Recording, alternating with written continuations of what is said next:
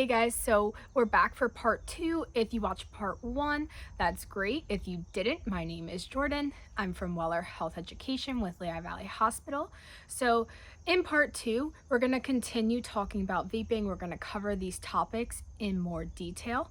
So we will be talking about what a vape is. We're going to be talking about the products that are inside of it, the legal age to vape. We're going to talk about the different health effects, the effects that nicotine has on the body. We're also going to talk about nicotine addiction, what to do if you are addicted, how you can cut back on vaping. So there are a lot of things that we're going to cover. I recommend watching both videos just so you can get all of the information. But if you can only watch one, that's okay too. You should still learn something new.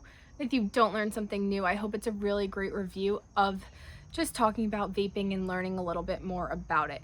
So again, I hope that you guys learned something new today, and I hope that you enjoyed this video. We've already talked about some of the basics. Now we're going to cover some other things in more detail. So things we're going to talk about today: flavor pods and how that's affecting the rate at which teenagers are using these vape pods. We're going to talk about Juul. Juul is definitely the most popular brand used among teenagers today. We're going to talk about why it's popular and also why it's so bad. We're going to talk about more effects of vaping, specifically having to do with the amount of nicotine that's inside of it. We're going to talk about Evali, which is just short for e-cigarette vaping associated with lung injury. So we're going to talk about that illness that the CDC deemed an illness in February of 2020. And we're also going to talk about the future of vaping and how it relates to using other drugs and tobacco cigarettes in the future. A recent study showed that 7 out of 10 middle school and high school students who use tobacco products used a flavor product. So that number is pretty big because most teenagers and people under the age of 21 are using these flavors. So they're thinking, okay, you're targeting the younger population by making them taste good, by giving it fun, fruity flavors, things that they enjoy using. So the FDA actually announced a ban on almost all flavored vaping cartridges and pods, and they made it so that you can only buy tobacco and menthol flavored pods in stores. Yet the problem is, kids are still getting their hands on these flavored products. So states have tried to ban vape products like Juul and other flavored pods associated with it. And in states like Michigan, Rhode Island, Oregon, and many more, the governors have sought to ban all sales of flavored vape products, and those rulings are currently going through the court systems. So basically what's going on is states are upset that tons and tons of younger people are vaping. They think that one of the biggest reasons that people are vaping are these flavored vape products. So what they're doing is they're trying to ban them, and they think that if they ban flavored vape products, more and more kids will stop using it because they won't enjoy the taste anymore. And I just want to go back to that picture on the first slide and read those statistics to you. So it says 63% of students who currently use e-cigarettes have used flavored e-cigarette or vape products. So again, a very high number.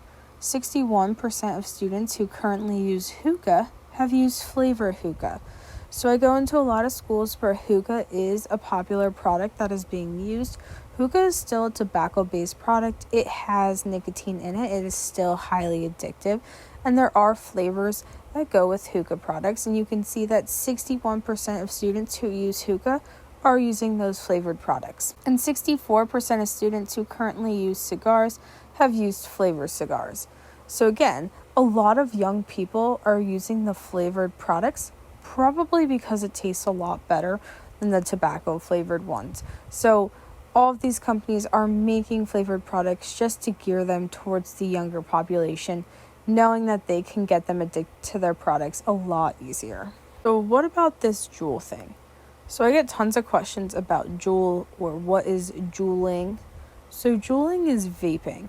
Just Juul coined the term Juuling instead of using the word vaping. And for some people that's kind of confusing because they're like, well, why wouldn't they just call it vaping? So a lot of people are interested in Juul because it looks really cool, it's super trendy, and they have cool terms like Juul or Juul. Right now, Juul is definitely the most popular brand among younger people. How much nicotine does a Juul pod contain? So one single Juul pod contains as much nicotine as a pack of cigarettes. And a pack of cigarettes has 20 cigarettes in it. So when I go to schools and I talk to kids, they say they go through about 2 or 3 Juul pods a day. So put that in terms of smoking cigarettes. That's like you're smoking 2 to 3 packs of cigarettes every single day. So this is a really big issue. Why is Juul containing so much of this nicotine?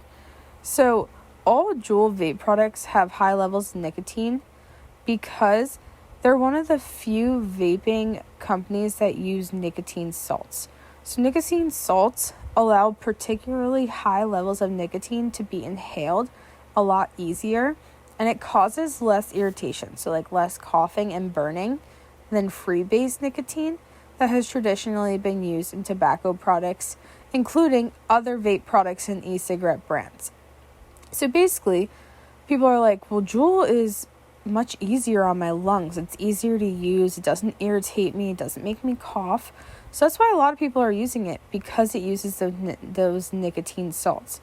The issue with that is that nicotine salts deliver high levels of nicotine. One of the biggest issues is approximately 2/3 of Juul users aged 15 to 24 do not know that their Juul contains nicotine. Huge issue is that we have tons of young people using these products and they have no idea what's inside of it. So they're using it every day. They're going through 2 or 3 Juul pods a day, and they have no idea the high amounts of nicotine that their body is taking in. So although Juul is currently the top selling vape brand in the United States, other companies sell vape products that look just like Juul, which kind of resemble USB flash drives. And I put the brands up here on this slide for you guys. You can see that a lot of them look pretty similar. I think that the brand we see the most in schools is a brand called Flare. So Flare looks almost basically like a Juul. I say it looks like a knockoff Juul. It just looks a little bit cheaper. It's used the same way. Also has flavored vape pods. And I would say that if students aren't using Juuls, in most schools we do see them using something called Flare. We are going to go into more detail about nicotine. So one of the main reasons that vaping is dangerous is because of the high levels of nicotine in the products and how that's detrimental to adolescents. Most of our students are under the age of 18. They're even under the age of 21. So your brains are not yet fully developed. And nicotine is especially harmful to adolescent brain development. It is not good for people whose brains are not fully developed yet to be using nicotine. It makes it a lot easier for you to become addicted to these products because your brain's not fully developed. And I remember when I was younger, I didn't always make the best decisions, and that's also because your brain is not fully developed. Another thing that can be a side effect of nicotine could be regular racing or irregular heartbeat. This happens because nicotine is a stimulant, so it's going to speed things up in our nervous system. And so our heart may feel like it's beating out of our chest or may feel like it's racing. It can also cause a change in your mood, which is really big, especially when you're a teenager. It can also control your attention, your learning, and your impulse control. So maybe you act out very quickly without really thinking. You can't control your impulses. Maybe it makes you really irritable or annoyed and crabby and cranky. So nicotine has lots of different little effects on the body that you might not even think of. And nicotine has been studied for years, so we already know the health risks associated with nicotine addiction. This has all been studied. We can prove that this happens when you vape because of those high levels of nicotine. So because of the high levels of nicotine, you can become addicted to it. So just some signs of nicotine addiction: cravings to use vape products. So you're craving this product, you're thinking about when you're going to use it next. You're thinking about when you could take your next hit of that vape, whether it's before dinner, before school, after school. You feel anxious or irritable, and that usually comes from not getting that vape product, feeling like you need it all of the time. Continuing to vape despite negative consequences. Maybe your lungs are irritated. Maybe you haven't been feeling that great. Maybe you are irritable. Or maybe you're not focused on certain tasks, or your learning in school has kind of decreased. So knowing that that's happening, yet continuing to vape. Going out of one's way to get vape products. So just like with any other drug, this is how addiction works. People will literally go out of their way to get their hands on these products. And I've had students tell me, I don't have a job, I don't have money to afford vape products, but I'll sell my personal items in order to get that money. I'll sell my Xbox games. I'll sell my Nike clothing. Those are real, true stories. I think that just shows you how addiction works. So it's a lot easier for a teenager to become addicted to nicotine. That's just because your brains are still developing. So it's much easier for a teenager to become addicted to nicotine than it is for an adult. Up in the right-hand corner, I do have resources if you are addicted to nicotine, or maybe you have a family member or a friend who's addicted to nicotine. These are really great resources that could help you quit. A bigger issue that we're facing is that some vape products do not disclose that they contain nicotine, and some vape products may claim to have 0% nicotine in them, and they've actually been found to contain more nicotine. So it's a big issue because they're kind of just putting these products out there. We have no idea what's in them. They're not being tested. They're not being regulated. So yeah, it might not say that it contains nicotine. Somebody may go in and buy it and think, it doesn't contain nicotine, doesn't say how much is in it or anything like that. And then they buy it and it does contain nicotine. And now they're starting to become addicted to it. Maybe it says it has 0% nicotine whatsoever in it. They're like, okay, this one's nicotine free. I'm going to vape it. But even though that product said 0% nicotine, turns out there's like 20% nicotine in it. There's a really high level. Or maybe there's not a high level, and there's just a small amount. But they still are getting trace amounts of nicotine, and they're still addicted to it. So regardless if it says 0% and there's a ton, or 0% and there's a small amount, it's still lying to you. There's still some nicotine in there, and these people are still putting nicotine into their body. So there's no way to actually regulate these currently. So if it does claim 0% nicotine, you just don't know for sure. No way to 100% know if it's truly nicotine free. And I remember reading a statistic one time, and it said that most products contain nicotine. It's actually pretty rare to find something that truly contains 0% nicotine. So we're going to talk a little bit about something called Evali. So Evali is e-cigarette and vaping associated with lung injury. Basically, as of February of 2020, there were thousands of people hospitalized from vaping related injuries, and they were like, okay, this is a really big issue. Let's actually give it a name. So they gave it that acronym Evali. There have been tons of people hospitalized, tons of people who have actually died from this. What was happening is the CDC has found that one of the main links to people getting sick is the ingredient vitamin E acetate. So vitamin E acetate is used as an additive in THC containing vape products. So when we're talking about THC-containing vape products, THC is the psychoactive ingredient in marijuana that causes people to feel high. So some people do choose to vape THC in order to get those effects.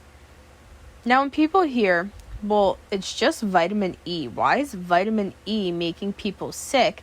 Isn't a vitamin good for me? Vitamin E is found in many foods, oils, cereals, meats, fruits, veggies. People even use it in their skin products. And this vitamin doesn't cause harm when it's used in those products, but when it's inhaled, It actually interferes with normal lung functioning. It became a really big issue. Tons of people were getting sick. And in order to avoid becoming sick, if you do choose to vape, the CDC recommends that people don't use THC containing vape products, and don't get your vape products from online dealers, family, friends, and do not use any product that contains vitamin E. So again, it is really hard to truly know what's in these vape products because they aren't being regulated. If you choose to vape, please be extremely careful and just note that this is happening, and it's kind of hard to know what's safe and what's not safe. If you're under the age of 21, you shouldn't be vaping at all because you are underage, and the legal age to vape, if you choose to do so, is 21 and older. So vaping may make you more likely to begin smoking tobacco cigarettes in the future. And some studies show that if you start vaping in your teens, it actually makes you 4 times more likely to start smoking tobacco cigarettes in the future. Just a recent statistic that came out says that 33% of teenagers who have vaped admitted to vaping other drugs besides nicotine. So this can easily make you more likely to start using other drugs and becoming addicted to other drugs aside from nicotine. So these statistics are all really, really big and all, to me, very concerning, because if we have 33% of teenagers vaping and vaping other drugs besides nicotine, that's almost like a gateway to addiction, a gateway to using other drugs and becoming addicted to them. I want you guys to keep that in mind if you ever choose to vape. That concludes part 2 of our vaping video. I know that if you were watching part 1 and part 2 together, it could be very long. There is tons of information on vaping, which is why I broke it up into 2 parts. And really, there could be a part 3 in the near future just because there's so much that we could talk about. Vaping is a topic I'm very passionate about. I think it's important for students to learn just because a lot of students are using these products. Stay tuned. Maybe there will be a part 3. If not, there are tons of other videos you guys can watch. I hope you guys have a good rest of your day. Thank you for watching.